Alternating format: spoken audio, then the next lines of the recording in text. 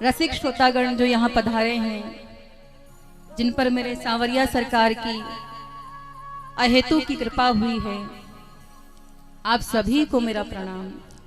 सिया राम मैं सब जग जानी, और करहूं प्रणाम जोर जुग पानी। हम सभी को पूज्य दीदी माँ का पावन सानिध्य प्राप्त हुआ है, और अपने पूज्य गुरुदेव से मैंने सुना है कि जब आपके जीवन में कुछ ऐसा दर्शन हो, कैसा कि जब संत मिलन हो जाए, ओ तेरी वाणी हरि गुण गाए। ओ जब संत मिलन हो जाए, ओ तेरी वाणी हरि गुण गाए। तो क्या होता है, बस इतना समझ लेना कि अब हरि से मिलन होगा।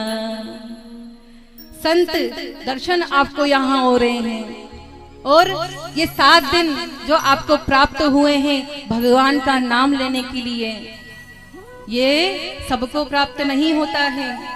क्यों? क्योंकि खजूरिया में केवल और केवल इतने लोग नहीं हैं प्यारे। कुछ माताएं ऐसी होंगी जो अभी सो रही होंगी, कान में आवाज जा रही है लेकिन फर्क नहीं पड़ता। क्यों? क्योंकि अभी परमात्मा आया नहीं है, उसकी कृपा हुई नहीं है। और सत्संग पांडाल में केवल वही आ सकता है मेरे प्यारे, जिस पर मेरे राम की कृपा हो। कोई तो अद्भुत शक्ति है जो आपको यहाँ लेकर के आती है, कोई तो कृपा है जो आपको यहाँ, नहीं तो सोचिए नींद की गोली खाने के बाद भी, मखमल के गद्दों पर सोने के बाद भी आपको रात में नींद नहीं आती, और वहीं कथा पांडाल में बैठे हुए कोई तकिया भी नहीं है और आपको नींद आ जाती है। इसका मतलब ये थोड़ी कथा अच्छी नहीं हो रही है, मतलब तो ये है कि सारे संसार में जो शांति आपको कहीं नहीं मिल सकती, वो केवल और केवल प्रभु के द्वार पर ही मिल सकती है। इसलिए एक ही बात कहूंगी, अभी जवानी का नशा छाया, बड़े मगरूर रहते हो। अभी जवानी का नशा छाया, बड़े मगरूर रहते हो। और जो सच्चा मार्ग है भक्ति का, उसी से दूर रहते हो। अभी जवानी का नशा छाया, बड़े मगरूर रहते हो। जो सच्चा मार्ग है भक्ति का, उसी से दूर रहते हो। निकल जाएगा जब समय ये जवानी का, क्या निकल जाएगा जब समय ये जवानी का।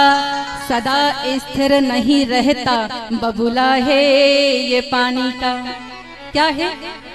पानी का बबूला।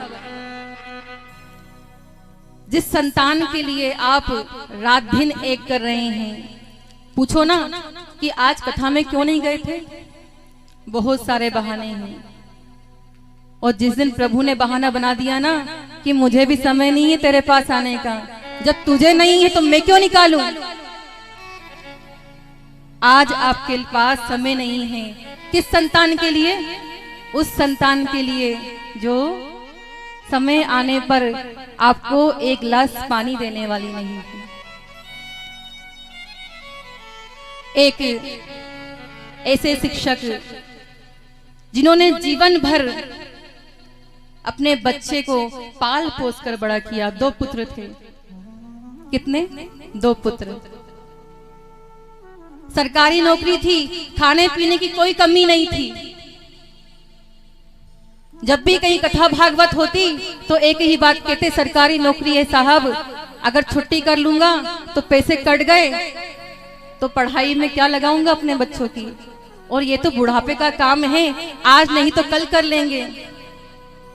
सच बताओ, क्या किसी को ये भी पता है मेरे प्यारे कि बुढ़ापा आना है कि नहीं आना है? वो शिक्षक पूरा जीवन भर उस संतान के लिए कमाते रहे। उनकी पत्नी रात दिन अपने बच्चों की सेवा करती रही। अब समय ऐसा आया कि पिताजी ने सोचा कि क्यों ना मैं अपनी संतान को विदेश भेजूं। जब मेरी संतान विदेश जाएगी तो कुछ नाम कमाएगी, और नाम कमाएगी तो हमें बड़ी प्रसन्नता होगी। बच्चे विदेश गए, सारी संपत्ति अपनी गिरवी रख दी, लेकिन मेरे बच्चे को कोई कष्ट नहीं होना चाहिए। अपने जेवर गिरवी रख दिए उस माँ ने, किस लिए? मेरा बच्चा पढ़ लेगा तो उसका आने वाला समय अच्छा होगा।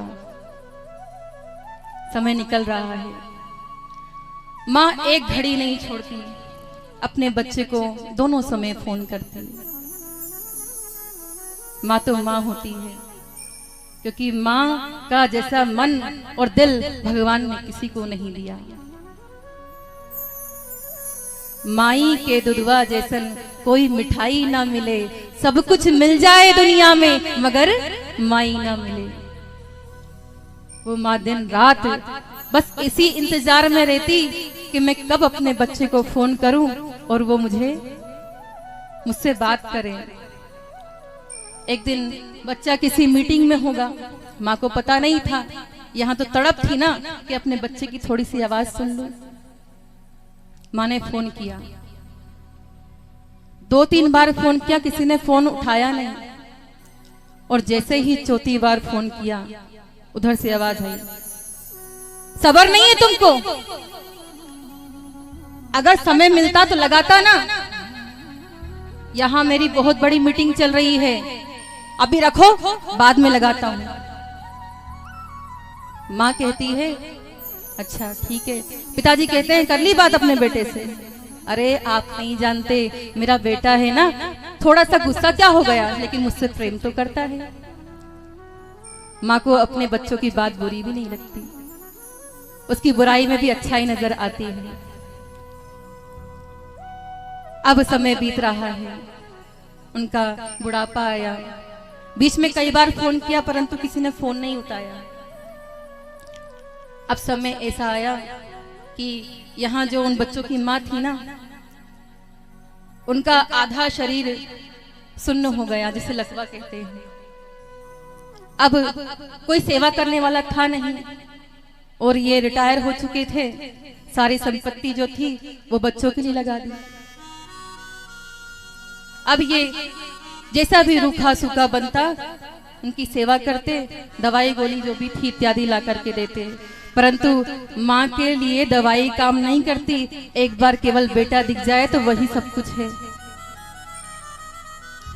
कहती है सुनते हो, एक बार बस मेरे बेटे से मेरी बात करा दो ना। यहाँ जब दूसरा दिन सूर्योदय हुआ, 10 बजी, 11 बज गई, 12 बज गई। वो महिला सोचती है रोज मेरे पति इस समय मेरे लिए चाय लेकर के आया करते थे, अभी तक आए क्यों नहीं। सोचा थक जाते हैं, नींद लग गई होगी, अब उठ जाएंगे। बहुत समय बीत गया मेरे प्यारे, परंतु पतिदेव नहीं आए। जैसे तैसे अपने आप को उसने उस पलंग से नीचे गिराया, घसीटते घसीटते अपने आप को वो फोन तक पहुंची। और जब वो फोन करती है अपने बेटे को, दोनों को लगाया, कई बार लगाया, पर किसी ने उठाया नहीं। फिर सोचती है आज मेरे पतिदेव नहीं आए हैं, लगता है जरूर उनको कुछ हो गया है। मेरे पति मेरे लिए कुछ ना करे, ऐसा हो नहीं सकता। अगर आज वो नहीं आए हैं तो इसका मतलब ये है कि वो अब नहीं रहे। इधर जो पिता थे उनको हार्ट अटैक आ गया और उनकी मृत्यु हो गई। जैसे ही ये समझ गई कि मेरे पति भी नहीं रहे, इसके भी प्राण निकल गए। वो माँ बाप जो ये सोचते हैं कि बुढ़ापे में मेरा बेटा मेरी सेवा करेगा, अरे मेरे भगवान से ये मांगो कि जब तक ये हाथ पे रहे इनको इस लायक बनाना कि मुझे मेरे बेटे की सेवा की आवश्यकता ही ना पड़े। कहते हैं ना कि पूत सपूत तो क्यों धन संचय और पूत कपूत तो क्यों धन संचय। अगर बेटे को संस्कार नहीं दोगे तो क्या होगा? आप कितना ही धन कमा लो, वो शराब में सब नाश कर देगा। और यदि उसको राम के नाम में लगा दिया ना मेरे प्यारे, तो खुद सुधरेगा, परिवार को सुधारेगा और पूरे गांव को सुधारेगा और पूरे देश को सुधारेगा। पूरा जीवन भर उन दंपत्ति ने अपने बेटे के लिए लगा दिया, आज दोनों मरे पड़े हुए हैं। जब उस फ्लैट में से दुर्गंध आने लगी, बदबू आने लगी, पड़ोसी सोचता है मुझे लगा कहीं गए होंगे, परंतु दुर्गंध कैसी आ रही वो समझ गया, जरूर कुछ गड़बड़ है। गेट तोड़ा गया, देखा दोनों पति पत्नी मरे पड़े हुए हैं। बेटे को फोन किया, बेटा क्या बोलता है, क्या पैसे भिजवाऊं? अर्थी में थोड़ा पैसा लगेगा, बोलो कितने पैसे चाहिए भेज देता हूं, और कहो तो समय लगेगा पर आ जाऊंगा। पड़ोसी कहता है अरे दुष्ट औलाद, जब जिंदा था तब तू नहीं आया, अब तू मरे में आकर क्यों कष्ट देता है।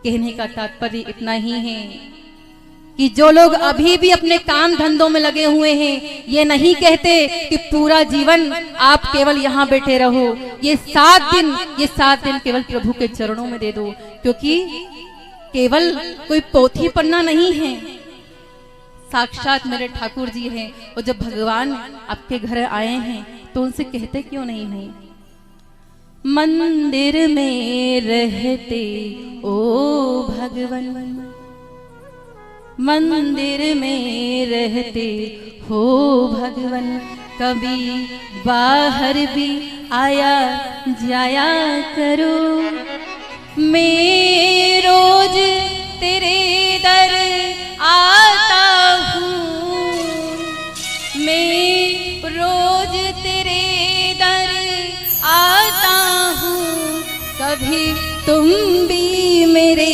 घर आया करो। कभी बुलाया है प्रेम से? नहीं बुलाया। जाते भी हो ना तो आंख बंद करके दर्शन करते हो। अरे मूर्खो आप लोग, कितनी सुंदर सांवरी सलोनी सूरत है, पहले प्रभु के चरणों के दर्शन करो, मुखारबिंद के दर्शन करो। अगर कोई दर्शन करने जाए ना, कहे हम धाम को दर्शन करने गए थे, तो पूछना भैया ठाकुर जी ने वस्त्र कैसे पहने थे। भैया वस्त्र का नहीं पता है, परंतु ये जरूर पता है कि वहां जो व्यवस्थाएं थी ना वो ठीक नहीं थी। अरे तेरा पात्र छोटा है। पात्र कौन सा?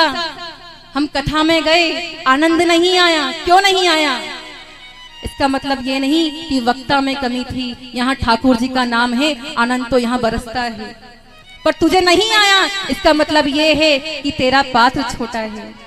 समुद्र के पास जाओगे चम्मच लेके तो थोड़ा ही जल आएगा, और बड़ा पात्र लेकर जाओगे तो अधिक जल लेके आओगे। घर आकर ये मत कहना कि उसको कम दिया, इसको ज्यादा दिया। बात ये है तेरा पात्र छोटा था मेरे प्यारे, और उस पात्र को बड़ा करने का काम कौन करता है? ये कथा ही तो करती है। और इसीलिए मेरे हनुमान जी जब भी यहाँ आते हैं तो आपसे एक ही उम्मीद करते हैं, क्या? ओ राम जप ले रे सिया राम जप ले, ओ राम जप ले रे सिया राम जप ले, जप ले रे सिया राम जप ले। ओ मारो सांवरिया तो, ओ मारो गिरधारी तो, ओ मारो सांवरिया तो करती बेड़ा पार रे सिया राम जप ले।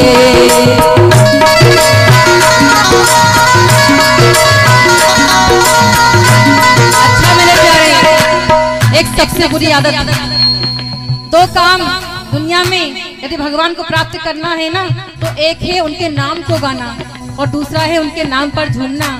ये संसार जिनसे शर्म करते हो कि देखेंगे तो क्या कहेंगे, विवाहों में खूब नृत्य किया लेकिन कुछ नहीं पाया, यहाँ नाचोगे झूमोगे तो 84 के चक्कर नहीं काटने पड़ेंगे, इसलिए क्या कहना पड़ेगा।